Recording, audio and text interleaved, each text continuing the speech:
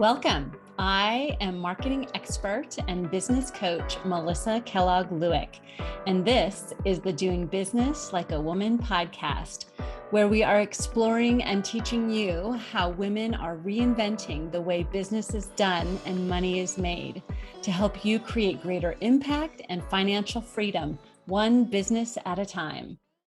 So today we're talking about why people aren't buying from you. And it's probably not what you think. I often see women that I talk to take the fact that not as many people are buying from them as they would like as a personal rejection.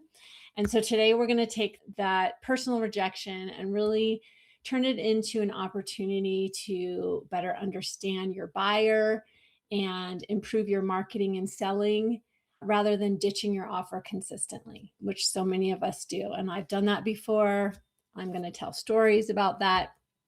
And it's usually in the pursuit of this one magic offer thinking, right? There's one magic offer. And so once I find that one magic offer, then the windows of heaven will open and all the clients will flow into my business. It's not true. But first, in case we don't know each other, my name is Melissa, and thank you so much for being here.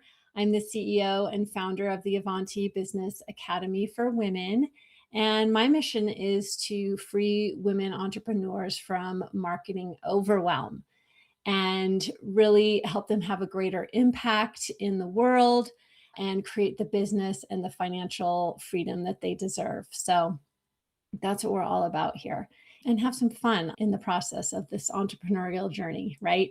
I am also in the process, or we are in the midst, I should say, of our storytelling challenge. So every day I'm going live here on Substack for my subscribers and telling a story. So I'm going to be telling lots of stories today during this masterclass. And I hope you enjoy it and hope you join along with our storytelling challenge. Stories are really such a great way to help your future clients, your audience to get to know you. Your stories are unique to you. No AI is going to be able to manufacture those. They're true to you. They're part of who you are and what you're made of. And so I think sharing those is really powerful, and it's a really powerful way to connect. And marketing is all about connection. That's why I'm challenging myself to tell stories and inviting you along to take part in that if you want to. So that's what we have going on around here. And we're going to dive right in. All right. So the problem I often see is that we assume we don't have enough business coming in and clients coming to us, and we assume that people aren't buying because we don't have what they want, or there's something wrong with our offer, something wrong with us, and something wrong with what we're offering. And so we slink off and we try to change or improve our offerings to fit what we think the market might want and shoehorn it into something that we think the clients are going to want and the people want. What I want to offer today is a new way of thinking about this problem. So I want you to think of it like a bell curve, right? And like from statistics, right? The bell curve.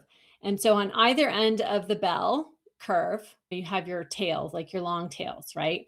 And so if you think about the 20% on the front end and 20% on the back end, of all the people that you meet out in the world and talk about your business with, 20% of those people are going to know you're their person, that you can help them right away, and they're going to be ready to buy.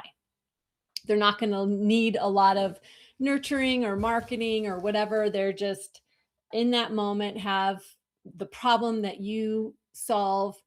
They like the way you talk about it, and they're in right away. And we love those people. They're a super easy sale. They make decisions quickly, and they're great clients, right? And so that's going to be over the life of your business, probably about 20% of your business, right? And so we love those people. And oftentimes we get sucked into just spending all of our time looking for those people. And then you're going to have the 20% of people in your world that are never going to buy from you. They'll probably be your biggest fans. They'll refer business to you. They will come to all your things, read all your things, watch all your things, cheer you on, but they're just never going to buy. And that's okay. That's just who they are, what they are, and where they are.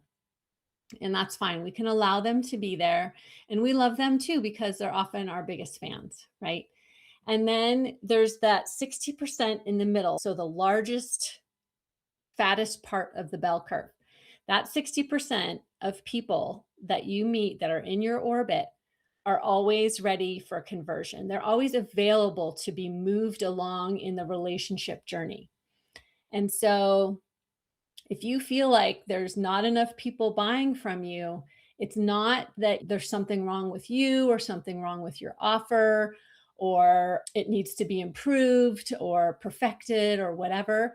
It's just that you're likely not nurturing and growing and walking those people along in the relationship journey.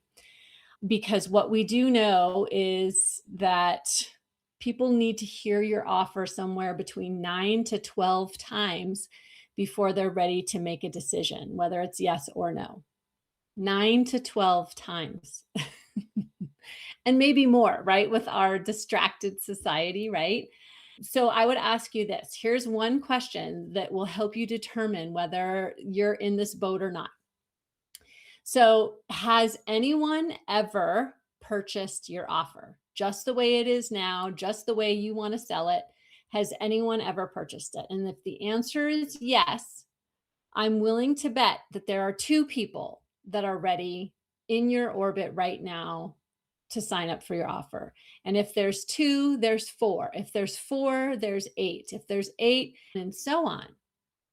So I believe if you have sold your offer the way it is to at least one person, it's a valid, viable offer. Okay. And so the problem is maybe not with your offer, because constantly changing your offer comes with its own set of challenges. Maybe you just need to get better at and perfecting your marketing and sales skills in selling that offer and getting it out into the marketplace, getting it out to more people, right? So just consider that. That's what we're going to talk about today, of how to do that. What I often see is people are in this place where they're not selling enough of what they want to be selling. So then they go and they try to perfect it and make it better. And what does the market want? Researching and all of this, and get distracted by changing everything constantly and really never perfect any offer or perfect any sales or marketing process or campaign or cycle or strategies, right?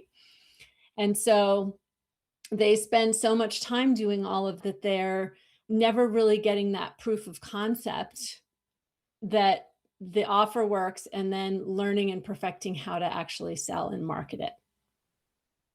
But if you have the proof of concept that someone has bought your thing, I'm willing to bet that all you need to do is just get better at marketing and selling it, which for me means meeting more people, nurturing those relationships, and making that offer. All right.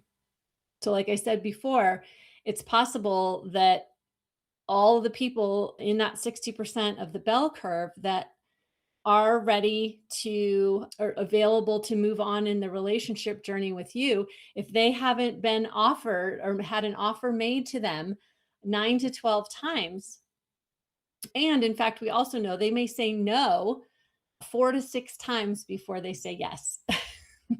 So if they haven't seen the offer 9 to 12 times in a way that makes sense to them, in the same way that's not confusing, and if they haven't said no 4, 5, or 6 times, they're still available to be converted, right? With the offer that you have, the way you're offering it. And so why this is so important is that keeping the marketing and keeping the offer consistent, and then learning how to market it and sell it, why that's so important is that if you're not consistently offering the same thing the same way in a way that makes sense to people, a confused mind will always say no. So if you were offering it one way last week and now you're offering it a whole different way, if they can't keep up with how you're selling and marketing things, they're just going to automatically say, I don't know how this is different or same from what they were talking about last week. So it's confusing, and they're likely to just move on and continue to say no, right? So how do we address this issue? That's what I want to teach you today. So I've got 5 steps for you. Okay. So number 1 is we have to start with the internal first. And so what that means is I want you to think about what is the one outcome or the one result for your clients that you want to be known for. And I want you to sell yourself on that offer that you have that helps your people get what they want in the way that you, as the expert, know it works. So here's an example. So say, for example, you're a weight loss coach and you help people lose weight, right? And maybe the flashy, sexy thing is lose 30 pounds in 30 days. And yes, everybody wants the weight loss. And that's like the sexy way of saying it. But what if, yes, they want to lose weight, but in 90 days, I can lead them through a process, my process, that helps them lose the weight, shift their habits, and make it sustainable for the rest of their life.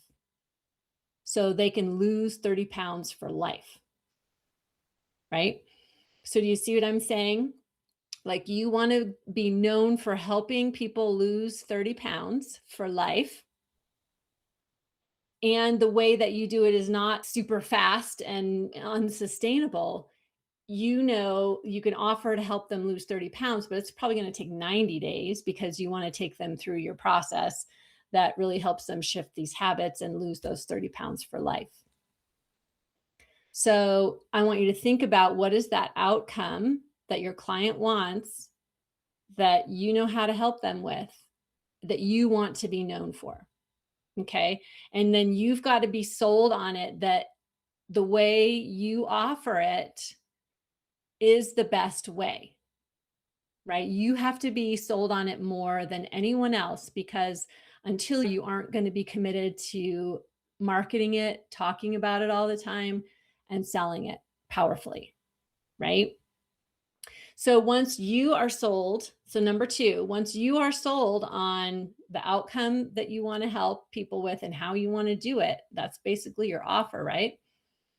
So once you're sold that this is what you want to be known for, then you've got to go all in on communicating this offer with a consistent message in a consistent way, and stick with it no matter what.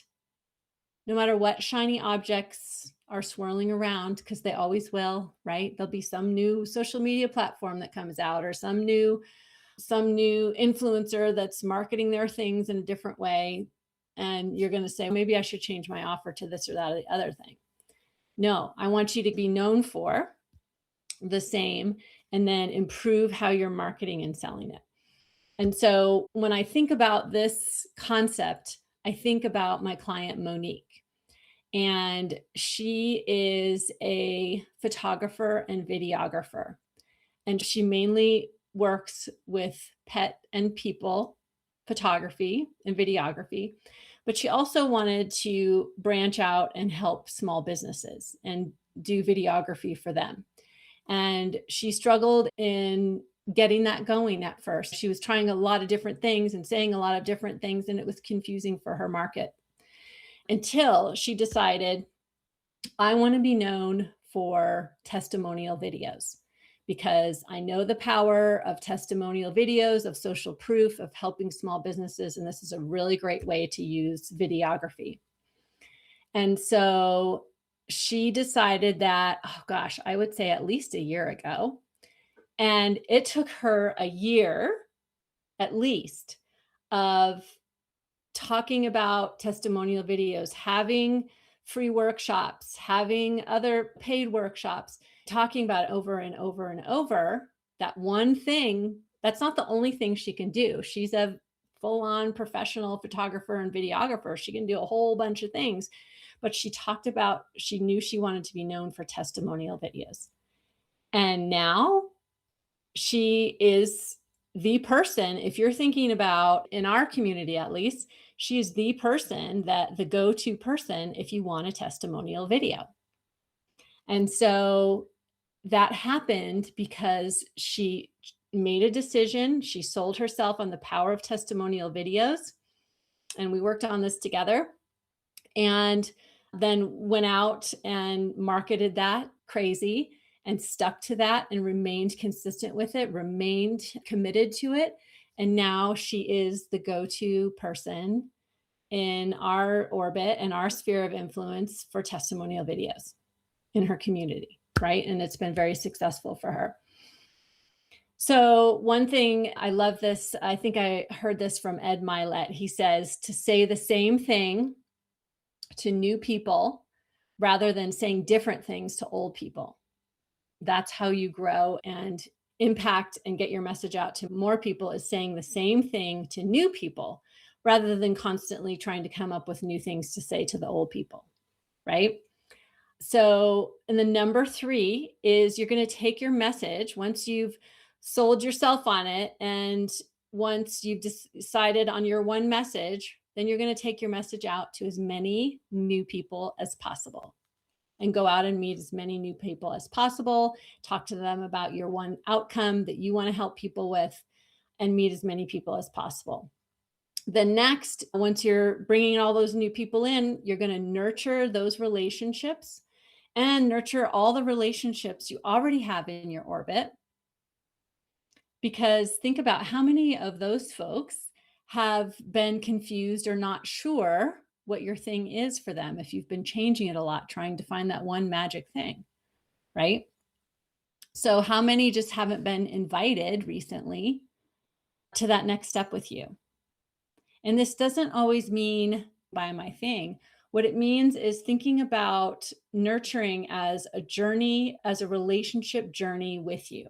So there are a lot of different ways people need to experience you, get to know you so they can trust you and want to and feel safe to buy from you, right? So you have to know what all those steps in that journey are. And it's different for all of us. And this is something that I help my clients create, this relationship journey, so that you always know that next step that you're inviting people into.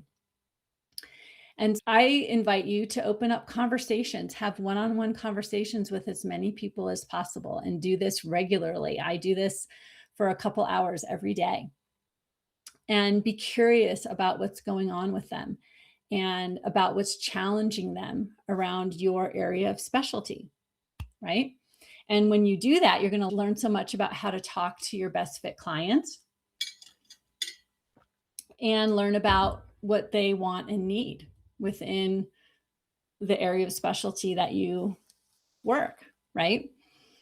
And so when you learn those new things, you can adjust your marketing message and maybe your sales process, how you go about talking about the work that you do, but it doesn't mean you have to burn down your offers and start over, right?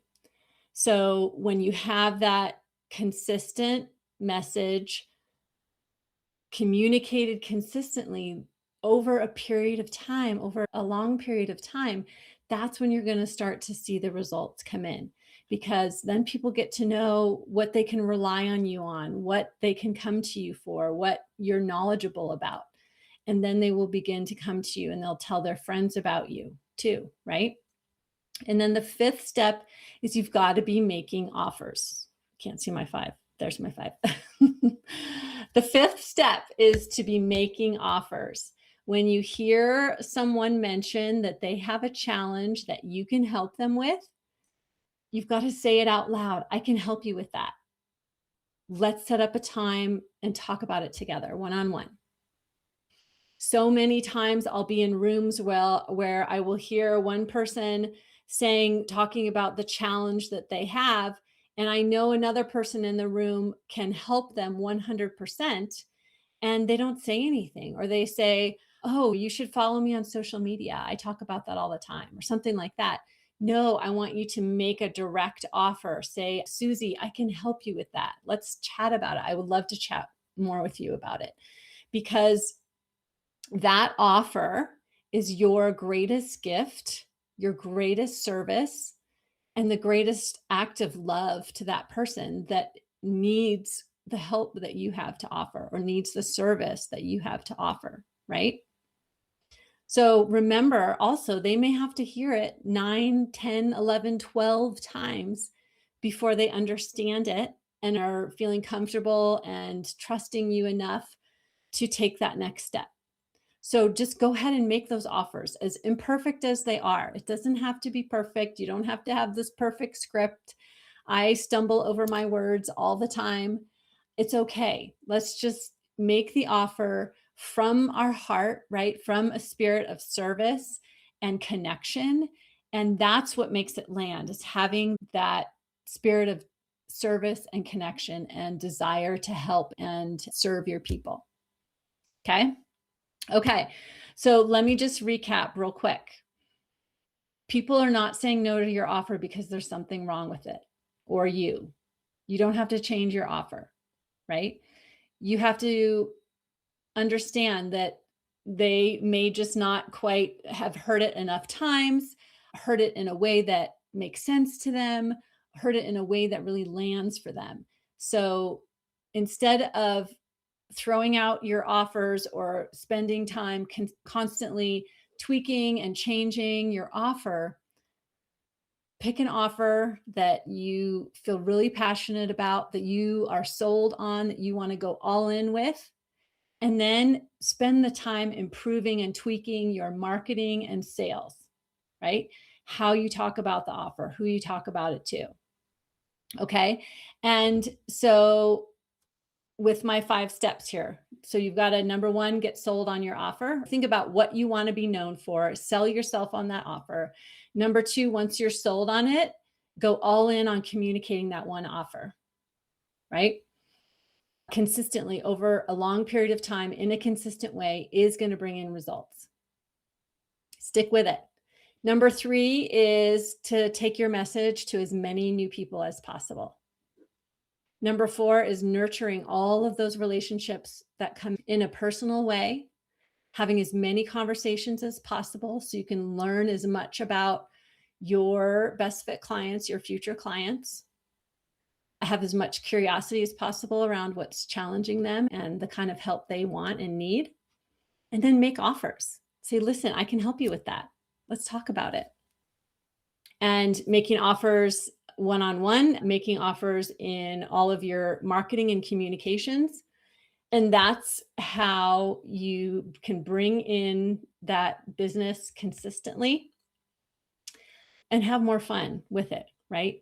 If you're not constantly changing your offer, changing how you offer, the way you offer it, right? But let's think about how we can be improving the skill of marketing and sales. So I have helped hundreds of women entrepreneurs ditch the overwhelm in their marketing and have so much more fun, have a much greater impact, and really create those clients on repeat. And if you'd like me to take a look at what you're doing in your marketing, your business, I am happy to do an evaluation with you. And I absolutely love this. It helps give you so much clarity on what's going on under the hood of your marketing. And we can do that together, complimentary. There's no charge for that.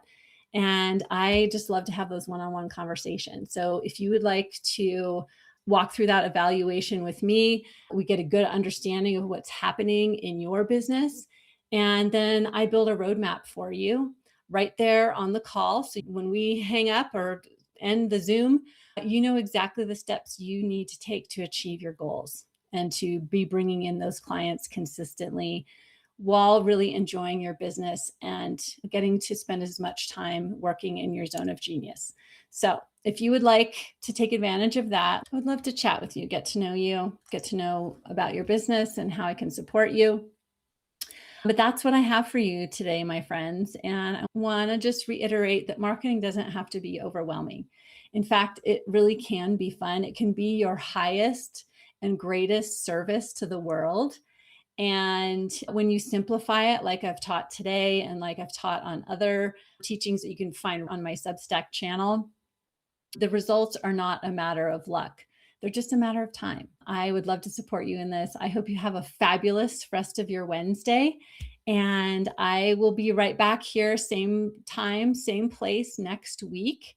And next week, we're going to be shifting and talking about marketing and AI.